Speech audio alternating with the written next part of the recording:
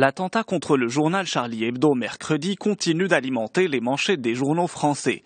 La mobilisation citoyenne a pris de l'ampleur hier au lendemain du drame qui a fait 12 morts à Paris. La France dit non, titre Direct Matin. Des dizaines de milliers de Français sont descendus dans les rues pour dénoncer l'attaque. Pendant ce temps, les auteurs présumés étaient toujours traqués sans relâche, une fratrie de djihadistes lit-on dans Le Monde. Les enquêteurs cherchent les principaux suspects, deux frères de 32 et 34 ans. L'un d'eux avait été condamné en 2008 dans le cadre d'une filière djihadiste avec l'Irak. Les services de renseignement les surveillaient encore en 2010. Aujourd'hui, ils sont accusés d'avoir perpétré les attentats du 11 septembre français.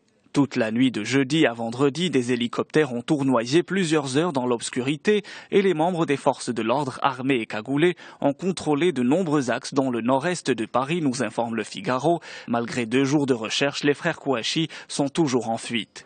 Au Maroc, la presse s'intéresse largement à l'amnistie fiscale. Le Maroc rapatrie 27,8 milliards de dirhams à fin 2014. C'est ce qu'a annoncé le ministre de l'économie et des finances Mohamed Boussaïd, rapporte au fait. Plus de 19 000 déclarations ont été enregistrées en 2014. Pour ceux qui n'ont pas pu s'inscrire à temps à la contribution libératoire, il leur reste la possibilité d'effectuer une déclaration spontanée auprès de l'Office d'échange et de négocier une remise sur l'amende, explique l'économiste.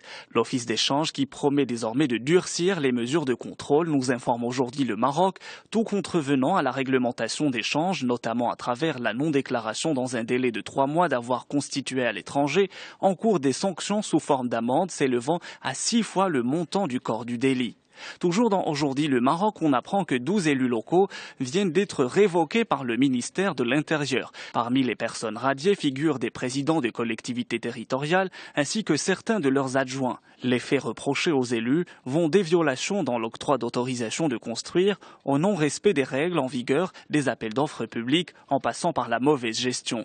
Le quotidien Les Échos titre sur la santé. Hossein Lourdi secoue les CHU. Il a mis sur le circuit législatif un projet de loi pour réformer les centres hospitaliers universitaires.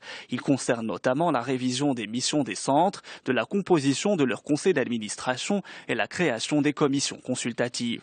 Santé toujours, Finance News s'intéresse cette semaine à la couverture médicale de base. Une nouvelle vision gouvernementale se précise, écrit l'hebdomadaire.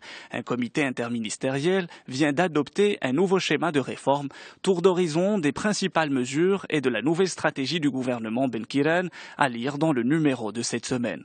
Challenge aborde les prix du foncier à Casablanca. Les fourchettes des prix de terrain dépassent l'entendement en dépit de la mise en place de 19 nouveaux plans d'aménagement sur les 34 à renouveler.